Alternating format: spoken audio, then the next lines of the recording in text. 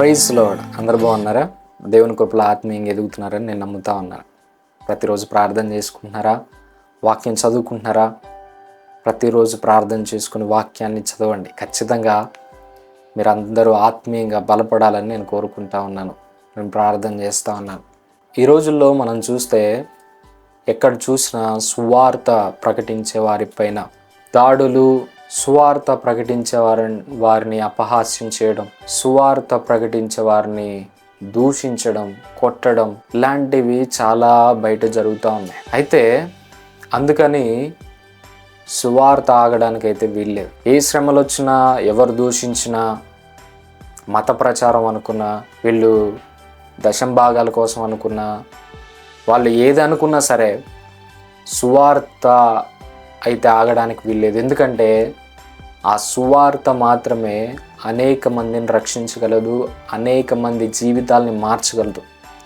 ఈరోజు అనేక మంది తాగుబోతుల జీవితాలని మార్చింది యేసుక్రీస్తు యొక్క సువార్త. ఈరోజు వ్యభిచారుల్ని మార్చింది యేసుక్రీస్తు యొక్క సువార్త. ఈరోజు దొంగతనాలు చేసిన వారిని మార్చింది యేసుక్రీస్తు యొక్క సువార్త. ఈరోజు మోసగాళ్ళని, అనేక మంది రౌడీల్ని, అనేక మంది దుర్మార్గుల్ని, పాపంలో జీవిస్తున్న వారిని నీతిగా జీవించేటట్లు చేసింది దేవుని సువార్త. ఈ సువార్త ద్వారానే మనుషులు మారుతారు. ఈ సువార్తలోనే ఆ శక్తి ఉంది. ఒక సువార్థికుడు ఒక ఇంటికి వెళ్ళాడంట కరపత్రాలు పంచడానికి. ఇంటికి వెళ్తే కాలింగ్ బెల్ కొడతా ఉన్నాడంట. ఆ ఇంటికి వెళ్ళి కాలింగ్ బెల్ కొడతా ఉన్నాడంట. ఫస్ట్ టైం కొట్టినప్పుడు తీయలేదంట, అందుకని సెకండ్ టైం కొట్టాడంట, అయినా తీయలేదంట. ఒక 6-7 టైమ్స్ ఆ కాలింగ్ బెల్ కొడతా ఉన్నాడంట. 7th టైము ఆ ఇంట్లో నుంచి ఒక వ్యక్తి బయటకు వచ్చి ఈ సువార్థికుడు ఇచ్చిన కరపత్రం తీసుకొని వెంటనే ఇంట్లోకి వెళ్ళి తలుపేసుకున్నాడంట. సరే అని ఆ సువార్థికుడు వెళ్ళిపోయాడు.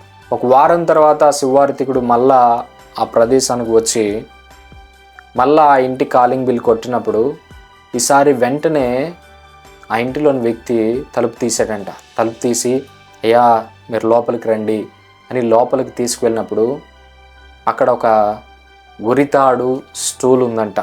ఆ సువార్థికుడు అడిగాడంట, ఏంటి ఉరితాడు, ఈ స్టూల్ అంటే, అయ్యా మీరు పోయిన వారం వచ్చినప్పుడు నేను చనిపోవడానికి సిద్ధపడతా ఉన్నాను. ఎప్పుడైతే ఆ ఉరితాళ్ళలోకి నా తల పెట్టానో అప్పుడు మీరు వచ్చి కాలింగ్ బెల్ కొట్టారు. ఒకసారి కొట్టారు, అయినా కానీ నేను నా ప్రయత్నాన్ని ఆపలేదు, చనిపోదాం అనుకుంటా ఉన్నాను. రెండోసారి, మూడోసారి అట్లా 4-5 సార్లు మీరు కొట్టారు. మీరెవరో అని చూద్దామని వచ్చి మీరు ఇచ్చిన లెటర్ తీసుకున్నాను. తీసుకొని మీరు ఇచ్చిన లెటర్ని నేను చదివినప్పుడు అది విని మారు మనసు పొంది రక్షించబడి ఈరోజు బ్రతికున్నాను. కేవలం మీరు ఇచ్చిన కరపత్రిక ద్వారా, మీరు ప్రకటించిన సువార్త ద్వారా ఈరోజు నేను బ్రతికున్నాను అని ఆ వ్యక్తి చెప్పాడంట.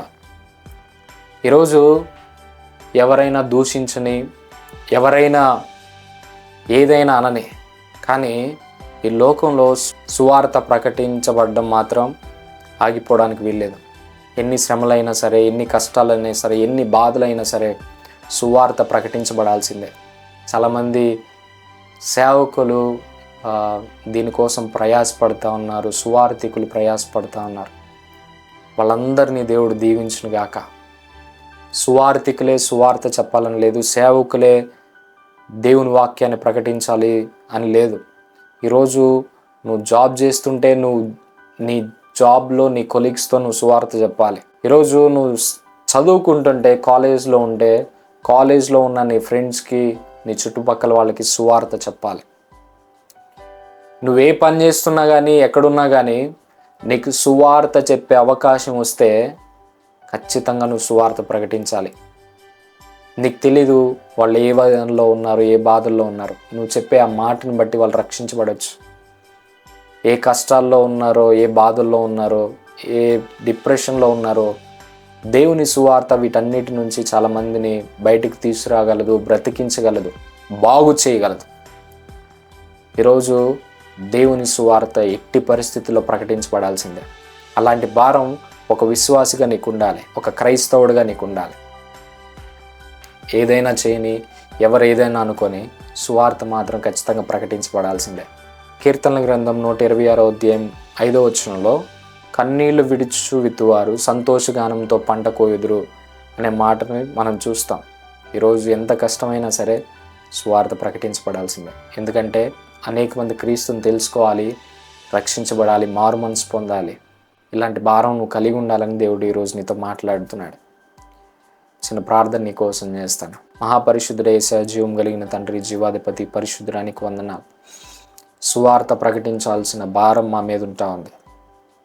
మేము చెప్పే సువార్తను బట్టి అనేక మంది రక్షించబడబోతూ ఉన్నారు. అనేక మంది జీవితాలు మార్చబడబోతున్నాయి. ఎన్ని శ్రమలు వచ్చినా, ఎన్ని కష్టాలు వచ్చినా సరే సువార్త మాత్రం ఆపబడ్డానికి వీలేదు ప్రభా. సువార్త ప్రకటించబడాల్సిందే. ఎవరైతే సువార్త ప్రకటిస్తూ శ్రమలు పడుతూ ఉన్నారో, శ్రమలు అనుభవిస్తూ ఉన్నారో వారిని బట్టి నేను ప్రార్థన చేస్తూ ఉన్నాను. వాళ్ళందరినీ దీవించండి. వాళ్ళందరికీ మీ కృపా కాపుదలు దయచేయండి. మాలో కూడా అలాంటి బలమైన భారం ఉండునట్లు మీ కృపను దయచేయండి. యేసు నామమున అడిగి వేడుకొని ప్రార్థన చేయించున్నాను తండ్రి. ఆమేన్. ఈ వాక్యం ద్వారా దేవుడు మీతో మాట్లాడాడని నేను నమ్ముతా ఉన్నాను. ఈ వాక్యాన్ని మీరు అనేక మందితో షేర్ చేయండి. ఈ ఛానల్ మీరు ఫస్ట్ టైం చూస్తే ఈ ఛానల్ మీరు సబ్స్క్రైబ్ చేసుకోండి. అలాగే మన సోషల్ మీడియా అకౌంట్స్ కూడా మీరు ఫాలో అవ్వండి. Thank you all. God bless you. Have a blessed day. Praise the lord.